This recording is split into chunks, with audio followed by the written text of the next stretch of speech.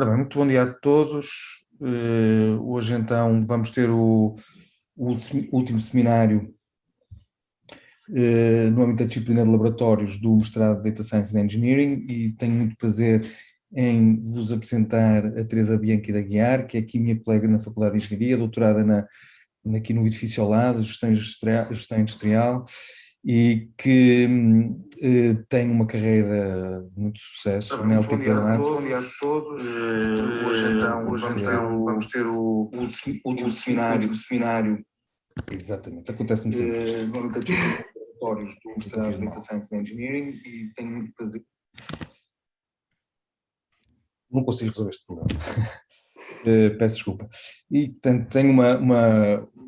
tenho tido uma carreira de muito sucesso aqui com a LTP Labs, uma empresa com muitos projetos nesta área, na área de Analytics, e que nas suas funções tem lidado com aquele que é o problema que eu continuo a achar que é o mais difícil.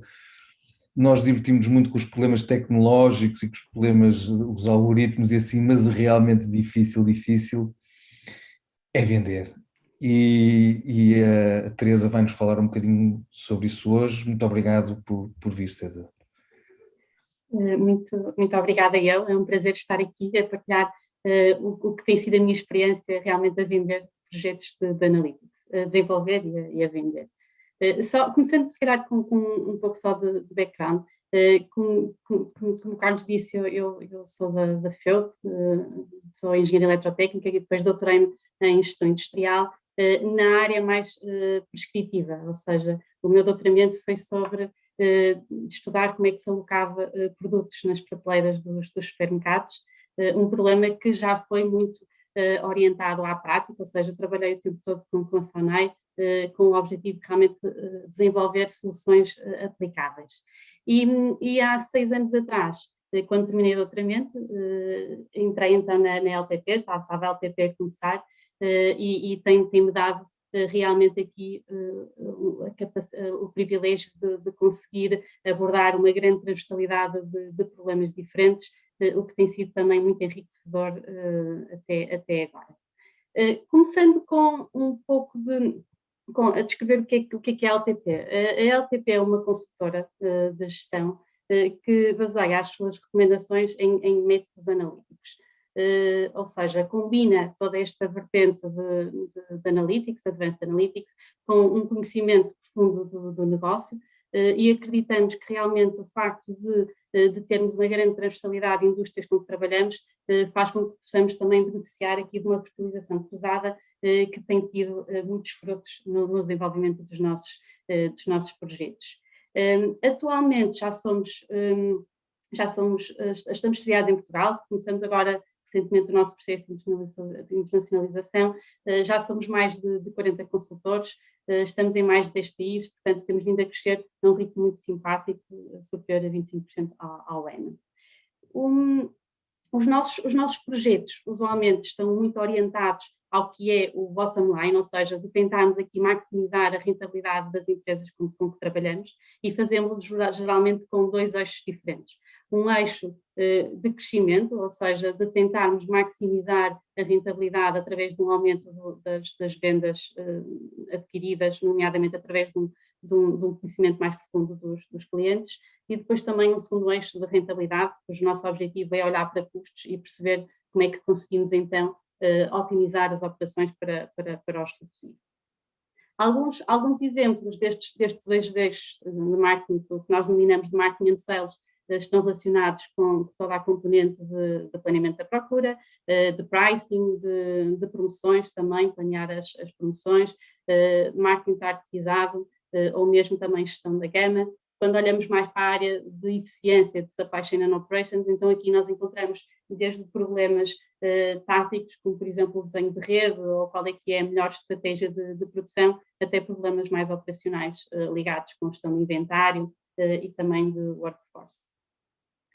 Temos trabalhado com um conjunto alargado de clientes. Aqui conseguem ver alguns dos clientes com os quais temos trabalhado, que usualmente dividimos em 4 áreas diferentes: serviços, retalho, bens de consumo e depois também a indústria. mas comum a todos eles é realmente o facto de que em 80% dos casos temos mais do que um projeto em cada um destes clientes, construindo aquilo que nós chamamos uma long-term partnership com esses clientes, aliás é daí que vem o nome LTP, Long-Term Partnership.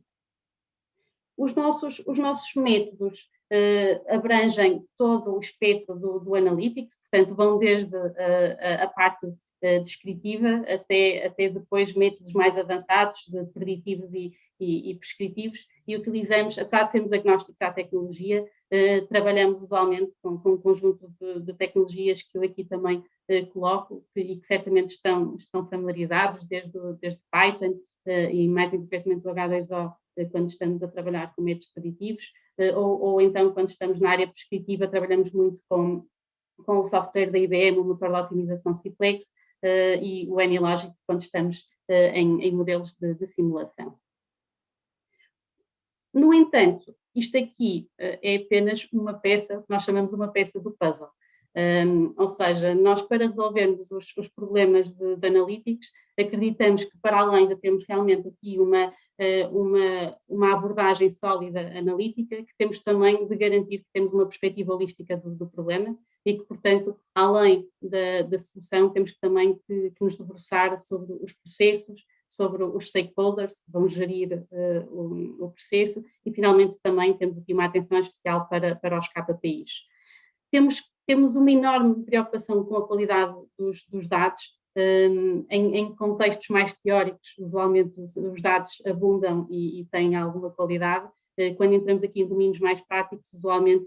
pode não ser o caso e, portanto, temos que ter aqui alguma garantia e algum trabalho também a assegurar esta perspectiva. E, finalmente, toda a parte de gestão da mudança. Os processos analíticos são geridos por pessoas e, por isso, temos que garantir que estas estão totalmente enquadradas no que vai ser, então, o novo processo que vamos originar. Se realmente, para desenvolver os projetos, esta área a área metodológica não é a única peça do puzzle, eu diria que quando estamos a vender estes projetos ainda é mais verdade, ou seja, temos realmente aqui que ter em conta um conjunto, na qual eu aqui chamei de ingredientes,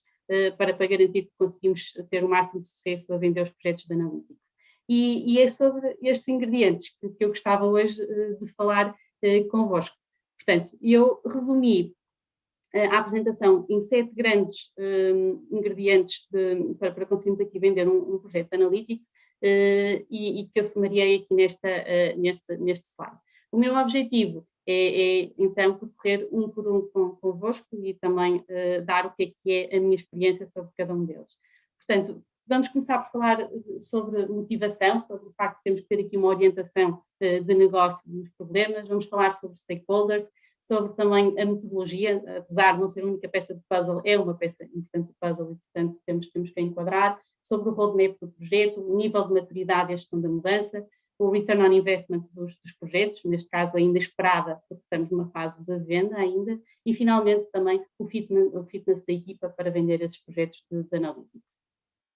Começando então pela motivação.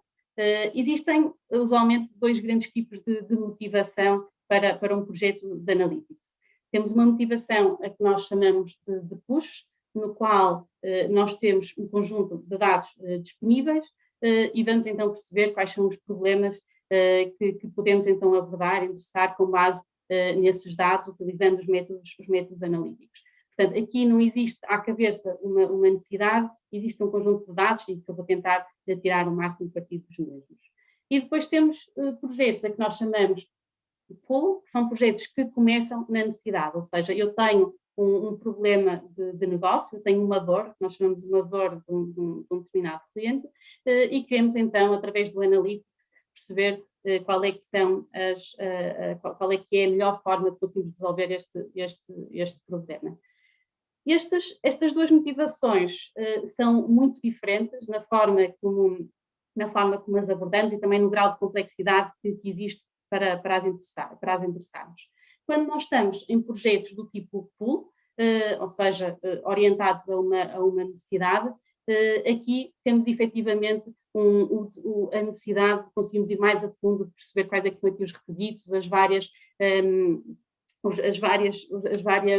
especificidades que temos que ter em conta. Exige, portanto, termos uma equipa muito mais multidisciplinar, que tenha em conta também todo o contexto de negócio, o que faz com que realmente estes projetos tenham uma complexidade usualmente superior e também exigem uma maturidade da equipa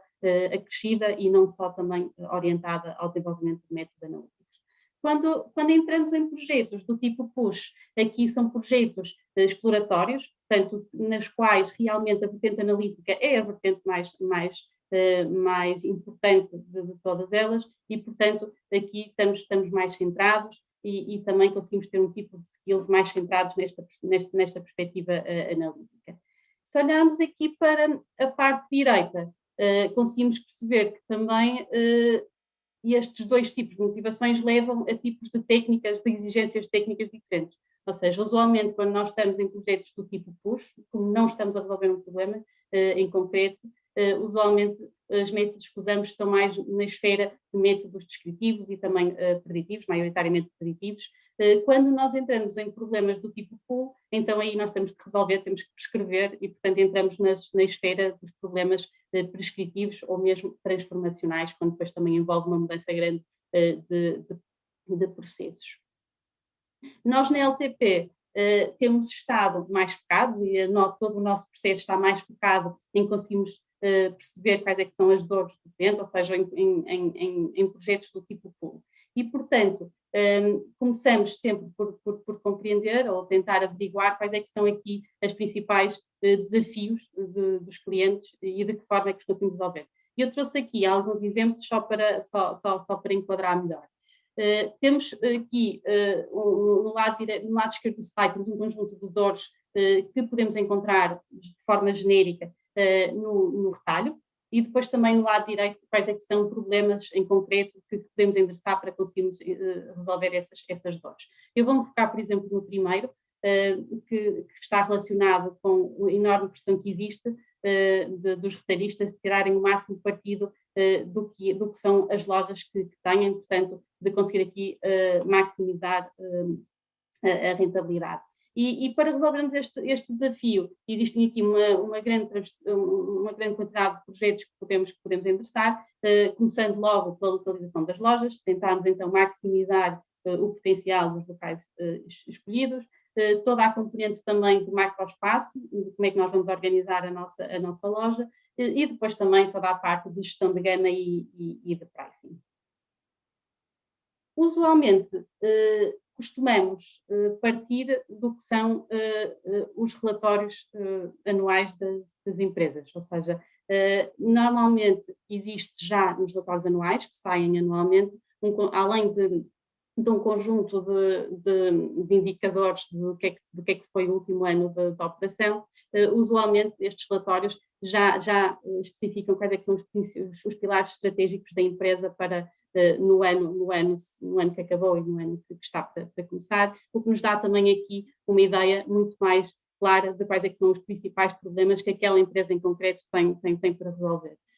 E se formos então aqui, por exemplo, ao caso da SONAI, no lado esquerdo, aqui no relatório de contas de 2020, nós vemos que aparece aqui exatamente a necessidade de otimizar a rede de lojas, de forma a conseguirmos aqui uma maximização da sua produtividade. E falando aqui nos relatórios e contas e na associação que existe também com a gestão de topo, portanto, se nós estamos a ir ao que são os pilares estratégicos, estamos aqui a atacar o que é que são os principais desafios da empresa e, portanto, temos a atenção da gestão do topo, eu entrava aqui no segundo tema associado a stakeholders. E, efetivamente, quando nós estamos a vender um projeto, temos que ter em atenção de nos estarmos a dirigir à pessoa certa. E a pessoa certa primeiro que tudo, tem que ter poder de decisão, ou seja, tem que ser capaz de realmente nos ouvir, de tomar uma decisão, ou então de conseguir influenciar quem a tome, obviamente, e também temos que assegurar que realmente que tem um conjunto de valências que estão direcionadas para a temática que temos de resolver. Ou seja, Se nós estamos em projetos do tipo pool, no qual nós estamos aqui com uma necessidade de negócio, então, maioritariamente das vezes, nós devemos nos dirigir a stakeholders do negócio. Por exemplo, se nós estamos a querer direcionar um desafio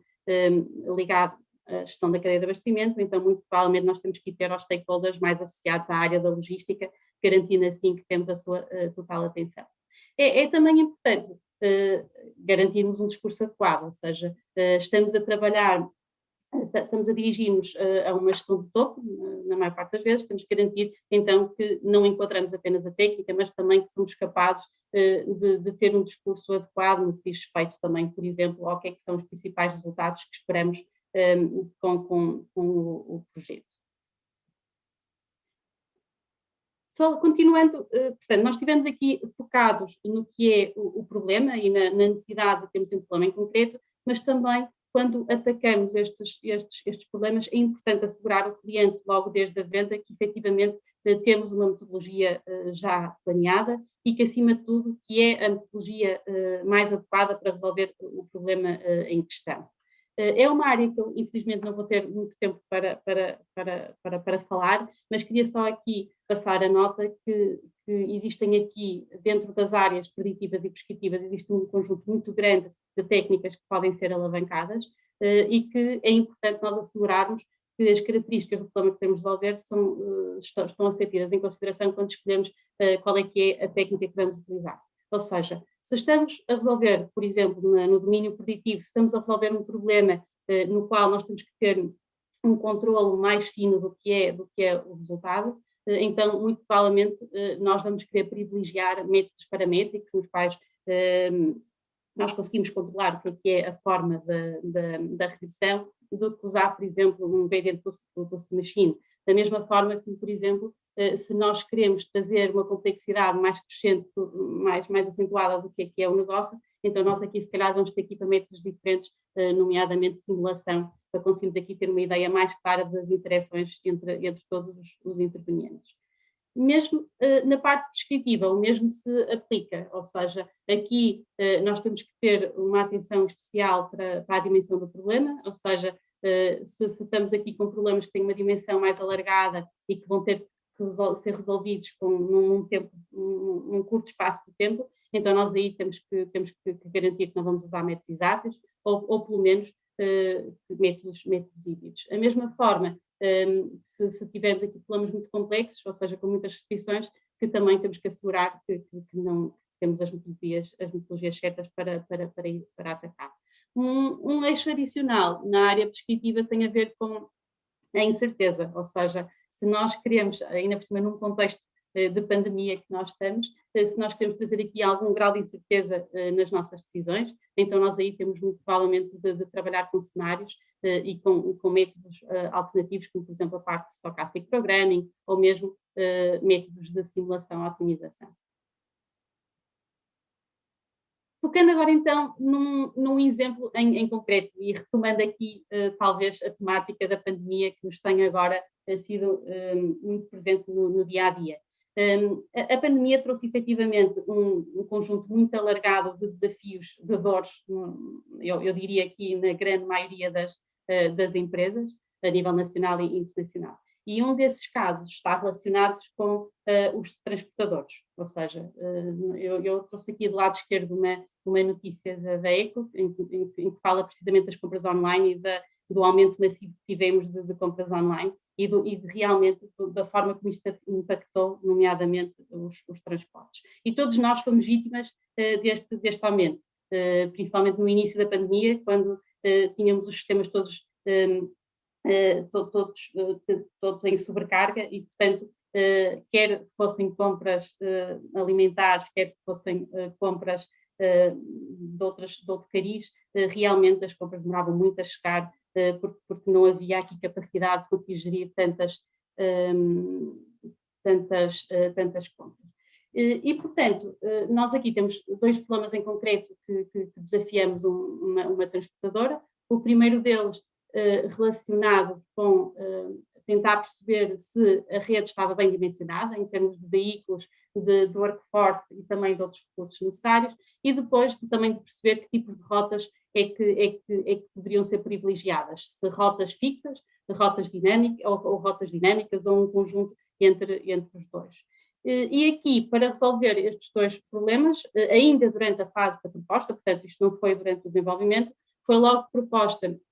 uma metodologia que assentava em 4 passos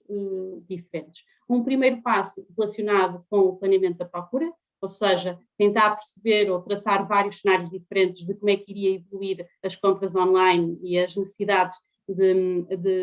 transporte de encomendas ao longo do tempo, aqui obviamente com um grau de incerteza significativo, porque nós não sabemos agora, estamos numa fase transitória, não sabemos como é que vai ser o comportamento após a pandemia.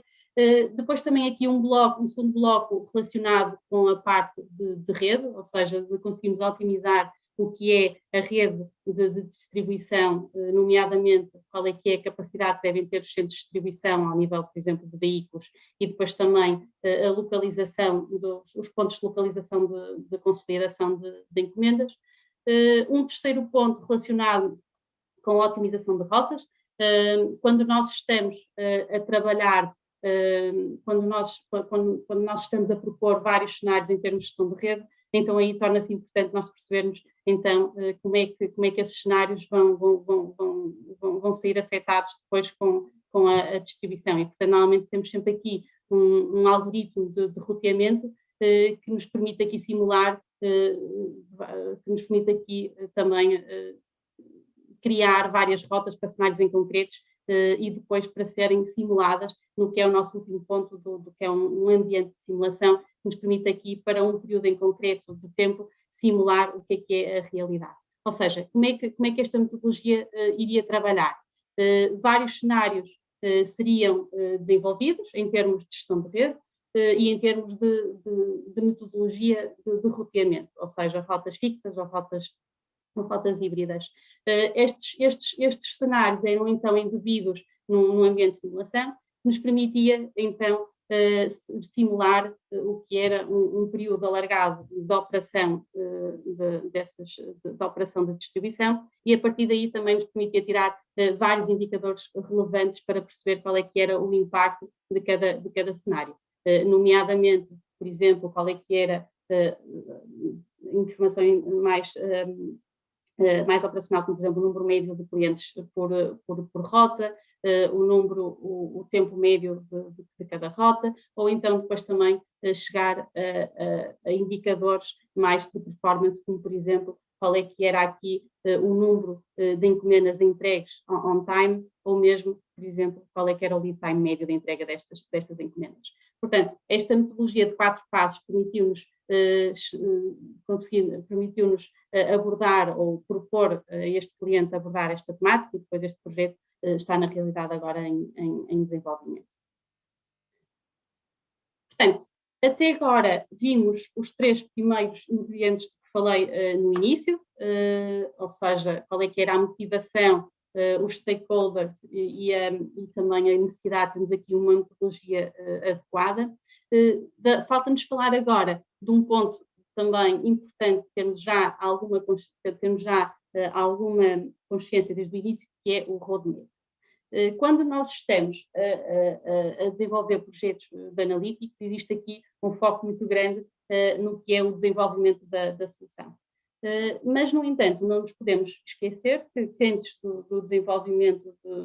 da metodologia que foi proposta, que temos também toda uma fase preliminar de conseguirmos aqui mapear o problema, e depois também temos toda uma fase posterior de validação e depois de teste. Para tal, o que eu vos trouxe aqui para mostrar é um processo que como é definido pelo CAPS. Portanto, o CAPS é uma certificação de Analytics da Informed, do Instituto de Investigação Operacional norte-americano, e o CAPS o que propõe é um processo assente em 6 fases, peço desculpa. Começando primeiro pelo Business Problem Framing, no qual nós aqui tentamos capturar o que é que são aqui os vários requisitos do negócio que estão subjacentes ao problema. Depois, um estágio de Analytics Problem Framing, no qual nós vamos ter que traduzir este enquadramento de negócio numa perspectiva mais analítica. Data Collection and Treatment, então garantir que nós conseguimos aqui gerir a informação que temos disponível, e acredito que durante o mestrado tem sido esta parte tem tido uma ênfase muito significativa. A parte de escolha da metodologia e desenvolvimento da solução, ou seja, mesmo que nós tenhamos à cabeça já definido uma proposta de método de solução, há na mesma aqui uma fase em que nós temos que repensar o que é metodologia, refiná-la, tendo em conta depois todo o mapeamento mais cuidado que foi feito no início do projeto. Depois também uma fase de validação das soluções, e depois também de process lifetime, ou seja, de suporte e manutenção do trabalho que foi realizado. Existe aqui um conjunto de passos muito alargado para cada uma destas etapas. Eu não vou ter tempo de percorrer estas atividades, mas queria aqui focar, e já coloquei aqui a laranja, alguns aspectos que eu acho que são relevantes nós não nos esquecermos durante o projeto. Primeiro, começando pelos stakeholders, ou seja, nós não nos podemos esquecer que estamos a resolver um problema de negócio, e portanto nós temos aqui um conjunto de stakeholders que temos que ter alinhados. E existem muitos tipos de stakeholders diferentes. Temos destes stakeholders que efetivamente têm um conhecimento do problema muito alargado, portanto podem não ter poder de decisão, mas que nos conseguem dar aqui uma riqueza de informação de negócio que é muito relevante e que temos que os trazer on board do projeto. E depois temos também os stakeholders com poder de decisão, ou seja, que vão avaliar o que é o resultado do projeto. E depois também temos um tipo que muitas vezes nos esquecemos, que são um conjunto de stakeholders que também podem sair afetados pelo projeto, que não estão diretamente relacionados, mas podem ser afetados, muitas vezes céticos do que é que vai ser o projeto, e que, portanto, temos que garantir que os mantemos alinhados e que os trazemos on board para depois não termos aqui um desafio acrescido de gestão da mudança no final. Um segundo ponto também relacionado com as métricas de sucesso, ou seja, é extremamente importante termos aqui as expectativas bem definidas de quais é que são as métricas que vamos estar a trabalhar e de qual é que é a nossa ambição de valores a alcançar, garantindo assim que todos estamos alinhados relativamente ao que vai ser o resultado esperado. Uma componente de validação, não nos podemos esquecer que não chegam os testes computacionais para garantirmos aqui que temos um conjunto de soluções robustas e em tempo útil, mas temos também que garantir, primeiro de tudo, que essas soluções, em termos de requisitos, que cumprem tudo o que era necessário. Portanto, temos que ter aqui um conjunto de parceiros de negócio que nos consigam aqui validar as soluções, e depois também muitas vezes utilizamos ambientes reais para conseguir validar, por exemplo, também através de testes de controle, no qual nós temos um subconjunto de pessoas que vão estar a ser afetadas por um tipo de decisões que motivaram da nova metodologia. Temos um conjunto que ainda estão na metodologia antiga, e por isso conseguimos, no mesmo ambiente, perceber então quais é que são os resultados, ou seja, normalmente denominado A/B testing. Finalmente, um aspecto de extrema importância relacionado com a parte de training, ou seja, de conseguirmos aqui dar formação aos novos utilizadores para conseguirem aqui utilizar os métodos que foram desenvolvidos, e também de manutenção. Não é esperado que um projeto de Analytics chegue ao final do projeto e que seja entregue uma solução que depois não precise de ser revista em algum momento no futuro. Quer devido à constante evolução que o negócio tem, que pode requerer algum tipo de fine-tuning, quer devido a alguns problemas que depois podem surgir dos desenvolvimentos que foram realizados. Portanto, é muito importante aqui também trazermos toda uma perspectiva de suporte. Falando em training, não posso deixar de falar da gestão da mudança. Ou seja, não nos podemos esquecer que na grande maioria de problemas que estamos a desenvolver, que temos pessoas e que muitas vezes essas pessoas vão ter que, depois de gerir o novo processo que vai ser criado. E, portanto, temos aqui toda uma gestão da mudança para fazer durante o projeto, assegurando também que não entregamos o que nós chamamos as black boxes, que depois acabam por desresponsabilizar essas pessoas quanto aos resultados que vamos obter. Este processo de gestão da mudança e de formação vai, obviamente, depender de qual é que é o grau de maturidade das empresas. Portanto, é muito importante nós, ainda numa fase preliminar do projeto, percebermos se estamos a trabalhar com uma empresa que tem um grau de maturidade elevado e que, portanto, já está muito familiarizada com o que é que são os métodos analíticos e, portanto, o tipo de gestão que nós temos que fazer é no sentido de conseguirmos aqui explicar o que é a nova metodologia que vai ser utilizada,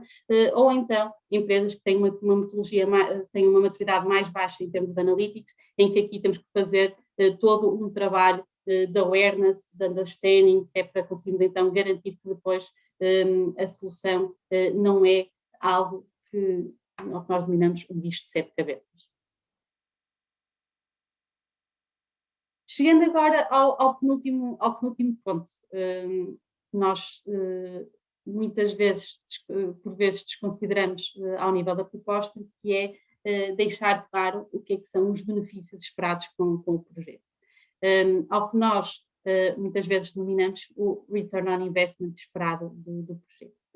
Portanto, apesar de nós ainda não termos desenvolvido o projeto e, portanto, não termos uma ideia clara de quais é que são os números que vamos obter com a realização do projeto, há sempre aqui um conjunto de pressupostos que nós conseguimos fazer, assegurando que nós conseguimos, à cabeça, ter um ROI esperado. Portanto, o que é o ROI? O ROI é uma medida que nos permite perceber qual é que é o retorno esperado com base no investimento que fizemos com o projeto. Portanto, eu incluí aqui no lado esquerdo a fórmula, nós temos que perceber qual é que é o impacto financeiro do projeto e depois também reduzir o que é que são os custos que vamos ter com o projeto e depois também dividir para garantir que também temos um ROI em percentagem. Muitas vezes, como disse, temos que fazer um conjunto de pressupostos que nos levam a um ROI esperado e, portanto, trabalhamos por cenários, garantindo que temos cenários mais conservadores e cenários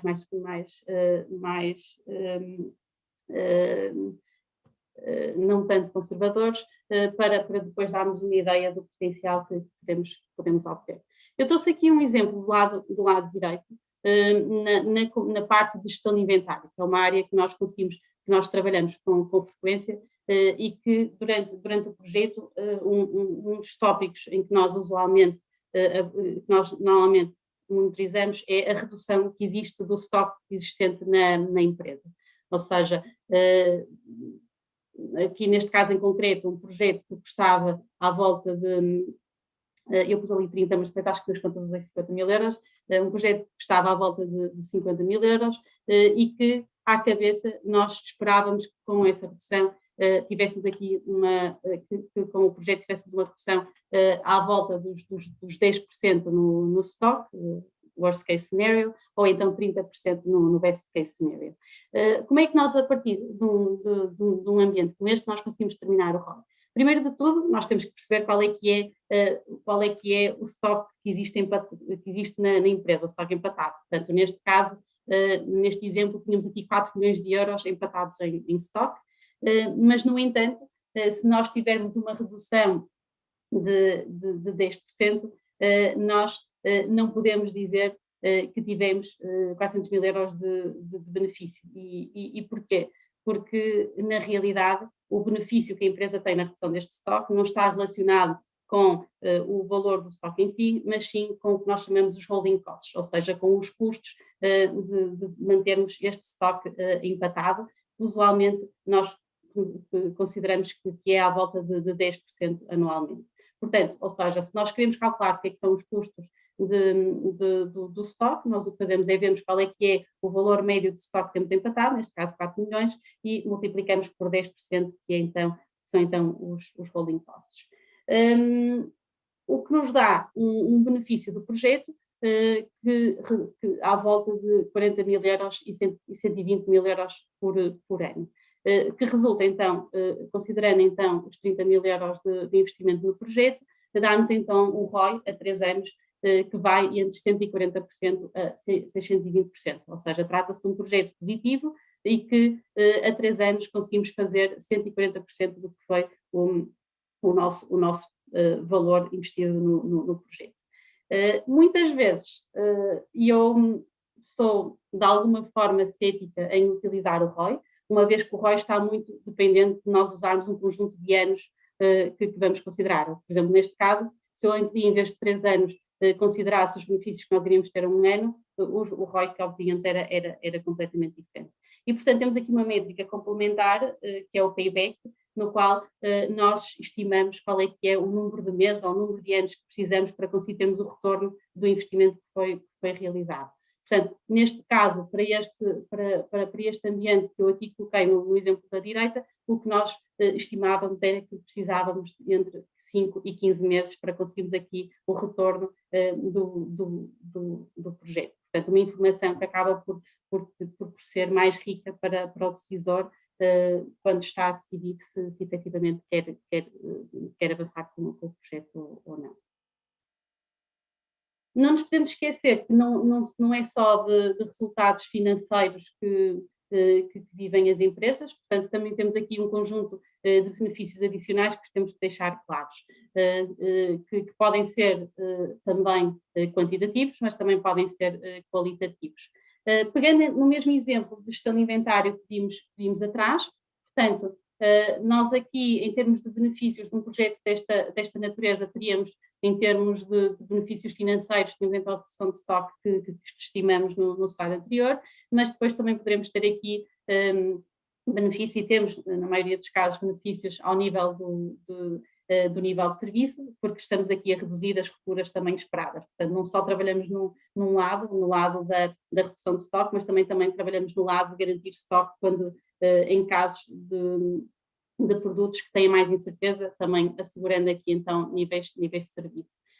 Temos depois também aqui um conjunto de indicadores que nós chamamos aqui non-cashable, ou seja, nós não conseguimos diretamente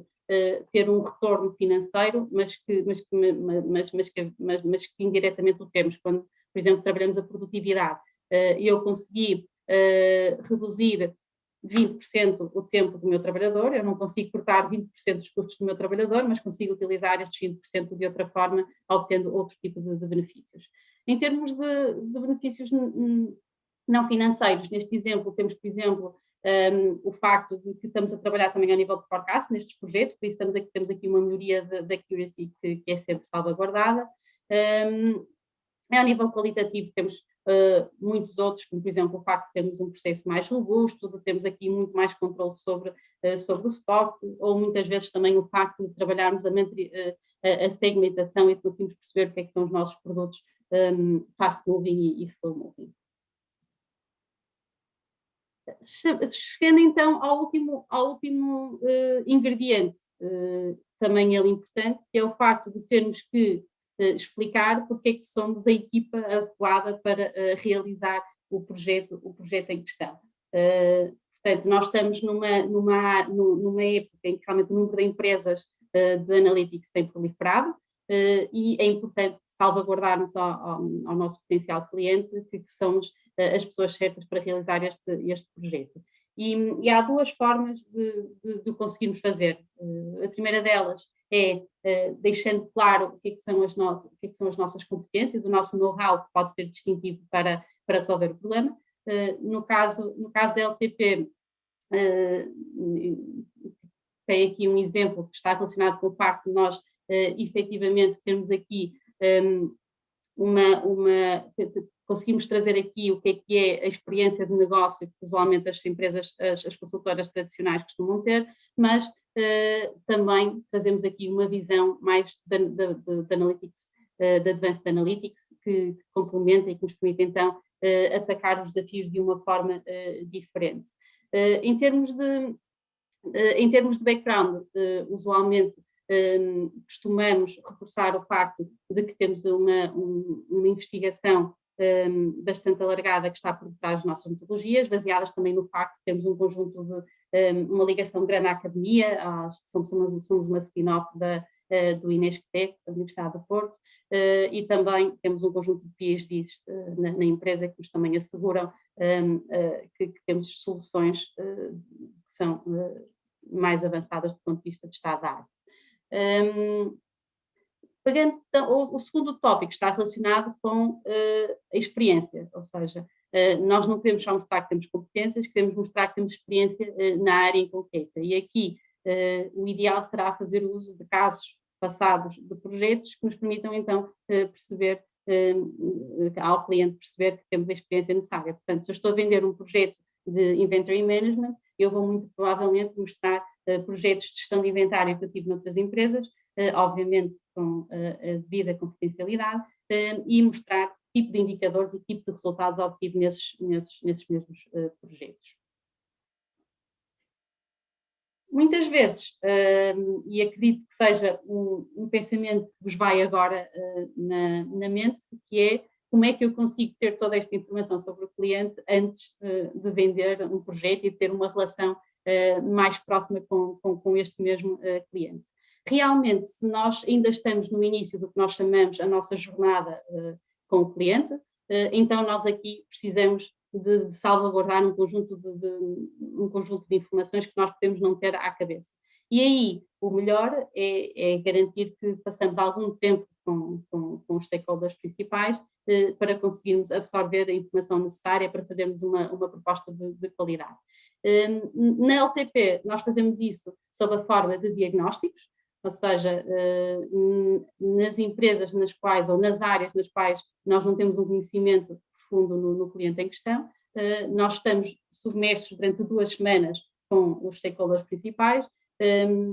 analisamos os dados que existem, analisamos os processos e chegamos ao final com um conjunto de oportunidades, usualmente já quantificadas, e também um roadmap que nos permite perceber quais é que são os próximos passos e daí o que é que pode derivar de uma proposta. Portanto, eu falei em próximos passos quantificáveis, e nós fazemos isso. Como é que nós conseguimos fazer isso em 2 semanas? Porque nós temos uma plataforma que nós chamamos de AIR, que é uma plataforma que já tem embebidos um conjunto de modelos que nos permitem então alavancar neste tipo de diagnóstico. Por exemplo, se eu estou a fazer um diagnóstico para conseguir perceber qual é que é o potencial na área de inventário de uma empresa, então eu já tenho um conjunto de simuladores preparados com métodos de gestão de inventário que me permitem então rapidamente perceber com uma fiabilidade muito superior à utilização de pressupostos qual é que é o benefício que eu espero alcançar então com a aplicação destes métodos em concreto. Finalmente, eu termino aqui com uma frase, um print de uma notícia ou de um artigo da MIT Sloan Management Review, que é realmente que nos alerta para a necessidade de salvaguardarmos que estes projetos de analytics, que são projetos que devem ir de uma ponta à outra, e que, portanto, temos de salvaguardar que antes do desenvolvimento da solução que mapeamos muito cuidadosamente o que é que são os requisitos e que depois no final também procedemos à sua validação na solução geral. Com o risco de chegarmos ao fim com um método avançado e muito sofisticado, mas que este método não consegue responder a metade dos requisitos que a empresa necessita para conseguir implementar aquelas soluções. Portanto, mind the analytics gap quando estás a desenvolver os projetos.